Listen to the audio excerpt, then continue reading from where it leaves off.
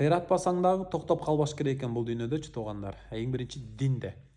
5 вакыт намазды чырайлуу тургузуп, аракет кылып, Куран тажвид эрежелери менен Куран котормолорун окуп, пайгамбар саллаллаху алейхи вассаламдын өмүр баянын окуп, сүннөттөр жашоого салып келип, тирилтип, зикир кылып, Алланы көпкө эстеп, кыскасы динде аракет кылыш керек да.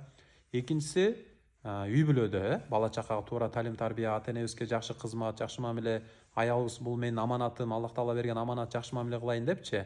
Бул каттың кандай мамиле кылам дебейчи, мисалы эми ар ким билет кандай ким кандай отношение кылып атат. Аялдар болсо күйөөлөрүнө жакшы күйөөм разы кылса мен бейишимди табат экенмин депчи.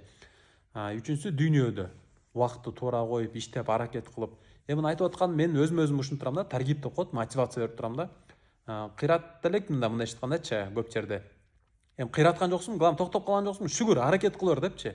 Анысы кандай ушу өзүбүз адам эң өзүнө өзү мотивация берип туруш керек да, жана башкаларга да айта жүрүш керек да.